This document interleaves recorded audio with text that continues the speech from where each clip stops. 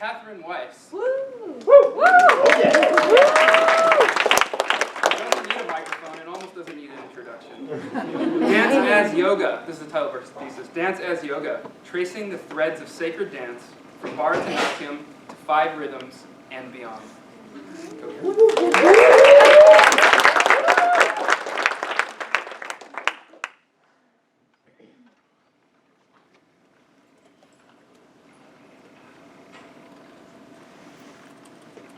PowerPoint, right?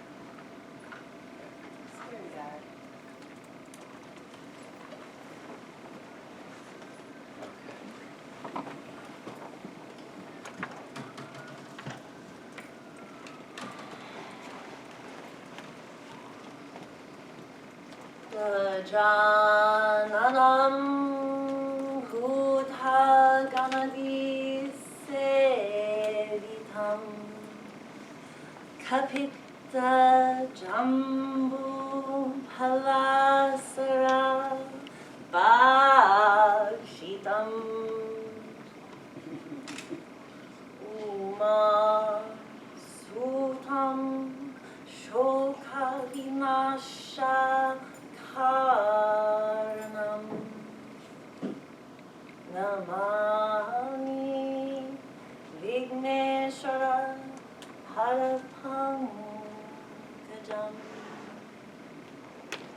Namani Vigneshwara Harapankajam.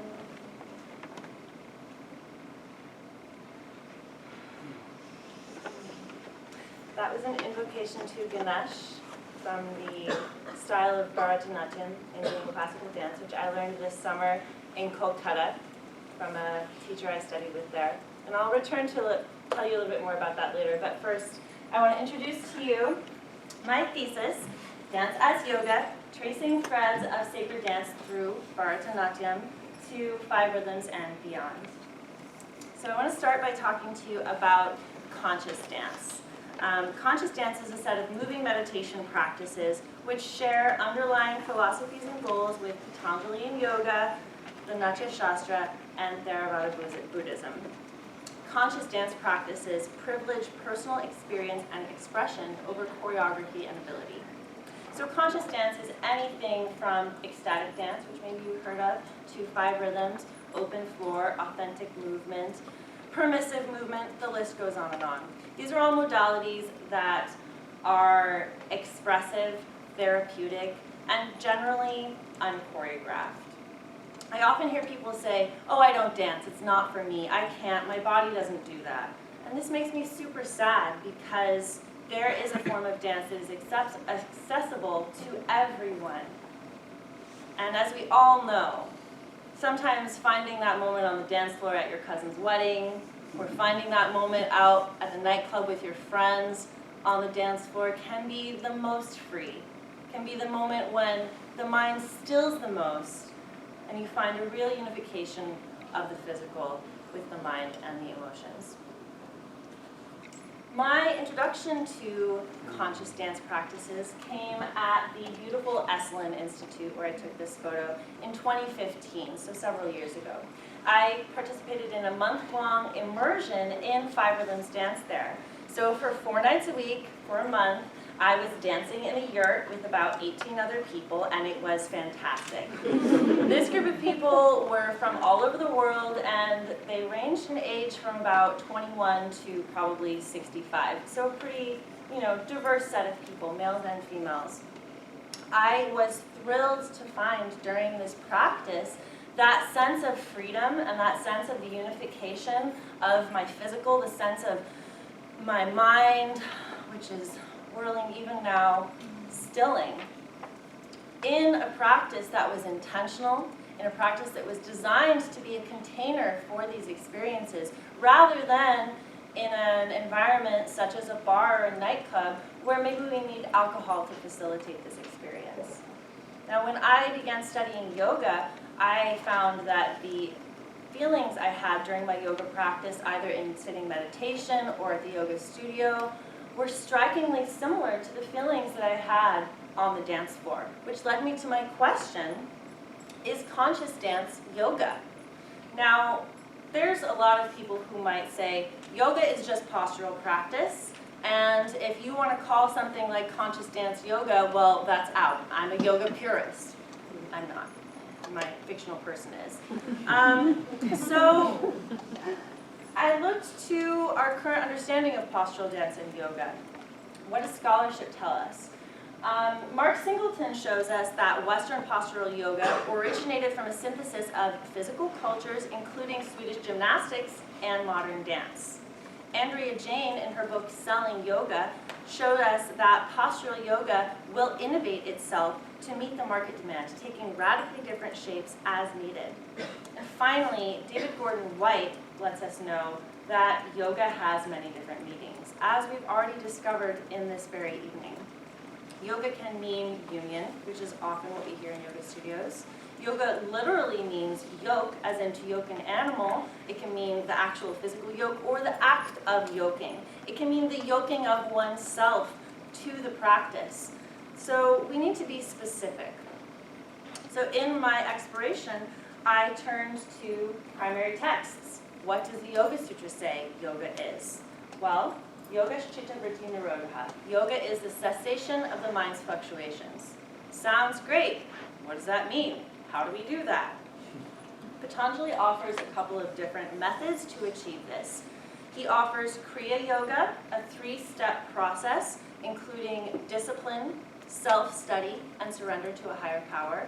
And he also offers Ashtanga Yoga, the 8-fold practice of yoga, which includes the physical practice as we know it, as well as breath practices and a variety of other things. What's really interesting about this is that both of these are sort of like maps that can be used together. Following Kriya Yoga doesn't mean you can't follow Ashtanga Yoga, and vice versa. So, continuing along, I needed to go deeper. I needed to do some more dancing. So I completed 3 immersions, in addition to a lot of other dancing all over LA this past year. And the first was in India this past August, which I just mentioned to you. I studied with this wonderful woman, Priyadarshini Shomay Ghosh, who is a classical dancer and Fulbright scholar. She spent a year studying at Brown, or teaching at Brown. And it was a phenomenal experience. For 1 week, I lived in Priya's house. I ate my meals at her table. I learned at her feet, literally. This is the roof at the top of her building. I would get up every morning and go up there and do my physical yoga practice to prepare my body and mind for the day's training, which was rigorous. Priya had me doing a variety of exercises from the Natya Shastra, which is the significant text on dance and art. And she had me studying with her classical dance students, most of whom were a lot better than me. And she put me through it. Now, the Natya Shastra is a text that's about 2,000 years old, and it codifies music, art, and dance. However, it also leaves room for connections with other texts and other practices. Bharatanatyam, which I performed an example for you just a little bit ago, is Indian classical dance. Now, this dance has a really interesting history. Going back thousands of years in South India, there was a beautiful tradition of temple dancers. The temple dancers were called Devadasis, which was a servant of the god, and this was a matrilineal tradition. So you'd have these women who were consecrated to the divine and who were highly trained. They were not only dancers, singers, and musicians, and they didn't see any separation between these practices. This practice experienced suppression under British colonialism, which caused a bit of a divide between the way we see dance and the way we see yoga. Finally, nach is a word which shares the same root as these other words, and it's the colloquial term that Priya uses to talk about the dance. So I turned my study to the Natya Shastra. Priya gave me a wealth of texts to read, so I spent every spare minute during that week reading in my room. And I found this gem, Natya Shastra Sutra 116.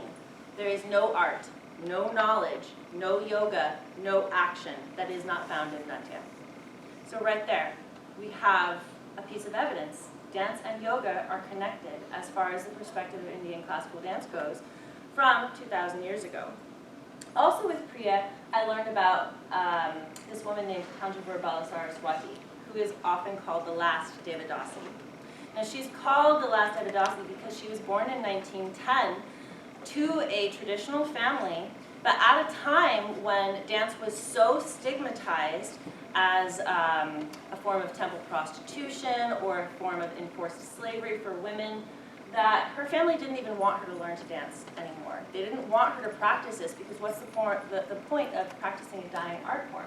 However, she was mad for dance and she went on to help us to reform and reshape how we understand Bharatanatyam in modern times. And she said, Bharatanatyam is justified in being called a yoga because it is a spiritual discipline perfecting the mind to thought-free serenity. So again, we have this theme of discipline, and we have this theme of thought-free serenity. My next exploration took me back to Esalen. I went over Thanksgiving and completed a week-long workshop dancing 5 rhythms and practicing Buddhist sitting meditation, Brahmavihara, which is Buddhist heart meditation. This was another phenomenal experience, and I was lucky to practice with Lucia Horan, who received her education from the founder of 5 Rhythms, Gabrielle Roth. Gabrielle Roth came to dance, or she was trained as a classical dancer, and she busted her knees. So she thought she'd never dance again. This is in the 60s. She finds her way to Esalen, and she's still looking for how can I be whole. Well, Esalen is the home of Gestalt awareness practice, and in working with Fritz Perls and in working with this whole sort of tantric atmosphere at Esalen, she began to develop this practice, the 5 rhythms. This is one of her famous statements. It takes discipline to be free. I just like to breathe that in. So it might not be fun to work with what comes up. It might not be fun to work with your emotions. It might not be fun to go to dance when you feel awkward and you feel like you don't know the moves. However, if you really want to find that freedom from that incessant mind chatter, if you really want to find that freedom from a disunification of the physical, you need to put in some work. Now, during my week at Esalen, the instructor, Lucia, was taking us through these Buddhist practices. And I found this text, the Satipatthana Sutta. It turns out that there is an emerging field of scholarship on conscious dance and Western Buddhism that is already starting to happen. I found this sutra. In regard to the body, one abides contemplating the body, diligent, clearly knowing and mindful, free from desires and discontent in regard to the world. Now this is the first foundation of mindfulness, awareness of the body. And as you can see, dance can be an opportunity for us to take it back to the body, take it back to the breath. I gotta wrap this up. My final exploration was this past February going to yet another modality in Ireland. I took a workshop called the Ground Floor Lab with the Open Floor International. And this is a practice that has come out of the practice of 5 rhythms. The teachers were trained by Gabrielle Roth and have started to do their own thing. And it was, again, another opportunity for me to engage my own practice in community. For me to bring what I was dealing with, whatever old habits, negative thoughts, heartbreak I might be experiencing, and let myself observe it as it came up on the dance floor. Whether or not I wanted to be there, I signed up for those 10 sessions of dancing, so I had to go. So practicing that discipline of mindful awareness of the body. And what I found is that, revisiting the earlier points, Indian classical dance never recognized a separation from yoga. So current scholars say, oh, that's not really postural yoga because it comes from dance. Well, that suggests a separation when in fact these practices never were separated. Further, yoga can and will innovate itself endlessly to meet the needs of practitioners. So whether that is a practitioner who needs a sitting practice, a meditation practice, whether that is a practitioner who needs a really rigorous physical practice, or whether it's someone who simply wants to have fun. Conscious dance fulfills the goals of these sacred texts, helping to still the mind's whirling. And finally, yes, I believe that sacred dance or conscious dance can be a legitimate expression of the practice of yoga. Furthermore, dance is fun. Dance is something that we all have in us. We all have rhythm in our blood and our breath in our bodies. And so my goal is to empower you all to dance and to move like yourselves. Woo!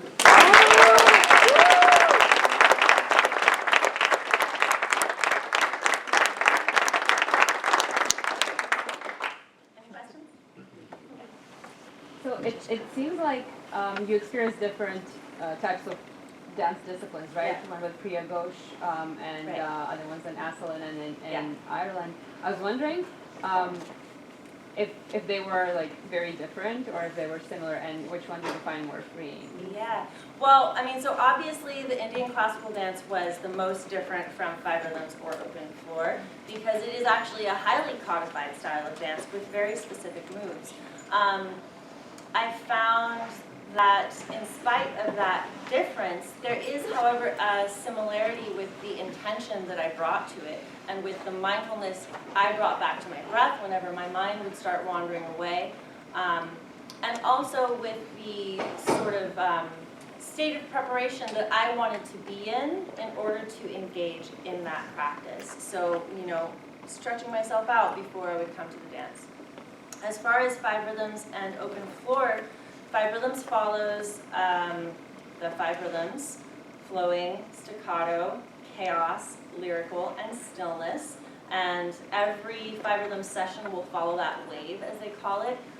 Those rhythms are drawn from Gabrielle's observations of people on the dance floor.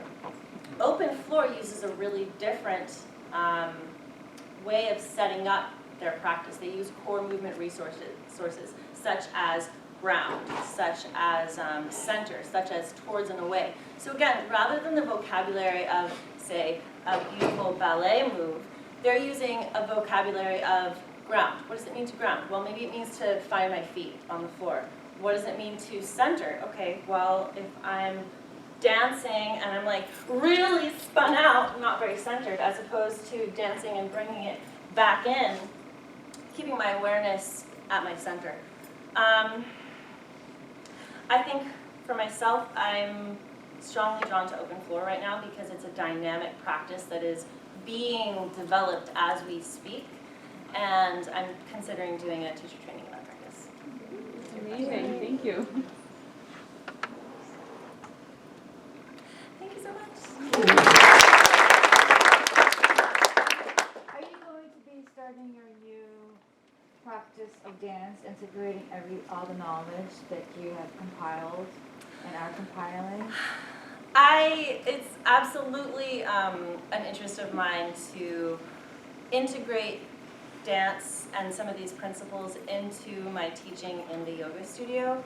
I really like to work towards mobility. I think dance, one of the things that dance can offer us is, you know, a way to move into places that maybe are a little bit stiff. You know, if you really hold yourself in this position, you might damage your knee. However, if you're dancing, you can maybe glide in and out of it and start to work back towards freedom of that joint. So that is one way that I would like to integrate that. And then also, you know, completing this teacher training would be another way to keep integrating everything I'm learning.